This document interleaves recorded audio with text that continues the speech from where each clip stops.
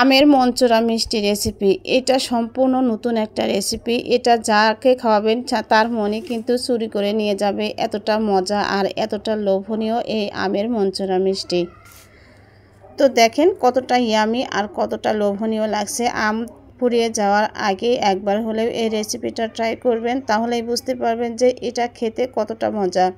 ঘরে থাকা উপকরণ দিয়েই কিন্তু এটা করে নিতে পারবেন। তো কথা বলতে বলতে এখানে আমি নিয়েছি হচ্ছে 2টো পাকা আম। আর যারা আমার ভিডিও প্রথম দেখছেন তারা একটা লাইক দিয়ে ভিডিওটা দেখা শুরু করবেন। তো প্রথমে আমি এই যে আমগুলো ছাড়িয়ে নিচ্ছি। এটা কিন্তু আপনারা ব্লেন্ডার জারের মধ্যে দিয়ে ব্লেন্ড করেও নিতে পারবেন, তবে আমি কিন্তু ব্লেন্ড করে নিচ্ছি না, এমনি একটু ছোট ছোট করে কেটে আমি ইউজ করব। দেখা যায় যে আমাদের অনেকের ঘরেই কিন্তু ব্লেন্ডার জার নাই, খুব সহজে যেন এই রেসিপিটা করে নিতে পারেন সেইভাবেই কিন্তু আমি এটা আজকে শেয়ার করব। আর সম্পূর্ণ নতুন একটা রেসিপি, এর আগে কখনো কেউ দেখায়নি। আশা করি ভালো লাগবে। আর একবার হলেও রেসিপিটা ট্রাই করবেন, তাহলেই বুঝতে পারবেন যে এটা খেতে কতটা মজা। তো কথা বলতে বলতে কিন্তু আমার এই যে আমের এটা কাটা হয়ে গেছে। এখন আমি প্রয়োজনীয় সব উপকরণ কিন্তু আমি গুছিয়ে নিয়েছি, কারণ গুছিয়ে না নিলে কি হয়, দেখা যায় কাজ করার সময় হাতের কাছে কোনো কিছু থাকে না, পরে ঝামেলা হয়ে যায়। তো এর মধ্যে এই যে বাদামটা কিন্তু আমি ভেজে নিচ্ছি। এখানে 50 থেকে 60 গ্রামের মতো বাদাম হবে। বাদাম আপনাদের চয়েস মতো কম অথবা বেশিও দিতে পারবেন, কারণ বেশি দিলে মজা হয় বেশি।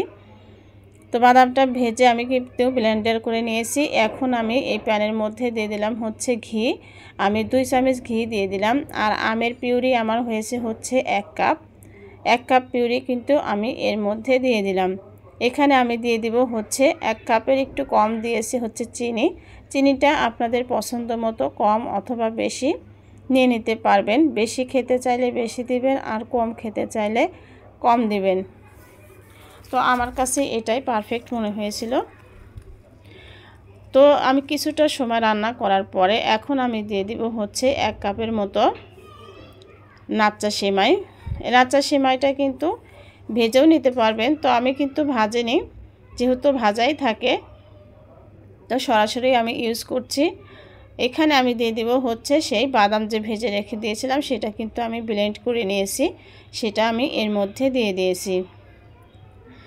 বাদাম 1/2 কাপের মতো হবে ব্লেন্ড করার পরে। এখন আমি সবগুলো নেড়েচেড়ে নিচ্ছি।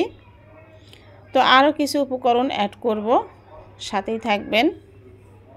আর সম্পূর্ণ রেসিপি না দেখলে দেখা যায় যে অনেক সময় ভিডিওর অনেক কিছুই দেখতে পারেন না, তখন বুঝতে পারেন না যে এরপরে কি দেওয়া হলো। আর এখানে আমি দিয়ে দিলাম হচ্ছে গুঁড়ো দুধ। এখানে আমি গুঁড়ো দুধ দিয়েছি হচ্ছে 3 টেবিল চামচের মতো। গুঁড়ো দুধের পরিমাণটা আরও একটু বেশিও দিতে পারবেন, তো আমার ঘরে এটুকুই ছিল, এটুকুই আমি দিয়েছি। কারণ এই দুধটা যত বেশি দিবেন এটা খেতে কিন্তু ঠিক ততটাই মজা লাগবে। তো এখন আমি এটা নেড়েচেড়ে একদম ঘন একটা ডো তৈরি করে নিব, যেন আমি হাত দিয়ে সুন্দর করে এর শেপটা দিতে পারি। সেরকমভাবে আমি ডোটা কিন্তু রেডি করে নিব। তো ডোটা কিন্তু আমার রেডি হয়ে গেছে, আমি চুলা থেকে নামিয়ে নিয়েছি। আমি একটু ঠান্ডা করে তারপরে দেখেন এই যে বাদামের তেল কিন্তু একদম বের হয়ে আসছে। তারপরে ঘিও দেওয়া হয়েছিল। খুবই ঠান্ডা অবস্থাতে এই কাজটা করতে পারবেন না, মোটামুটি যখন একটু ঠান্ডা হয়ে আসবে তখনই কিন্তু একদম পরিষ্কার হাতে এভাবে আমি শেপ দিয়ে দিচ্ছি। আপনারা ইচ্ছে মতো যে কোনো শেপ কিন্তু দিতে পারবেন। এভাবে আমি সবগুলো মিষ্টি কিন্তু বানিয়ে নিব। আর দেখা যায় যে মিষ্টিগুলো দেখতে ভালো হলে বাচ্চারাও কিন্তু খেতে পছন্দ করে।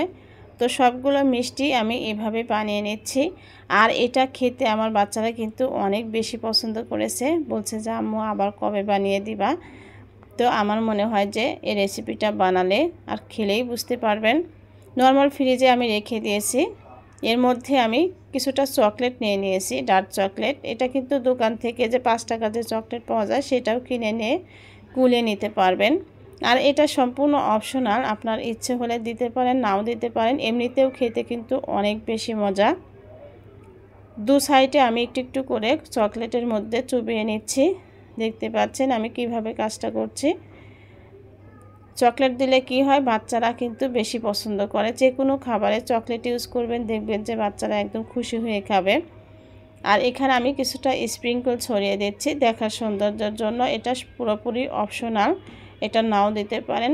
তো নর্মাল ফ্রিজে আমি রেখে দিয়েছিলাম হচ্ছে 30 মিনিটের মতো। 30 মিনিট পর কিন্তু আমি বের করে নিয়েছি। দেখেন মিষ্টিগুলো দেখতে কতটা সুন্দর লাগছে, তাই না? এটা যতটা দেখতে সুন্দর, খেতেও কিন্তু তার সাথে অনেক অনেক বেশি মজা।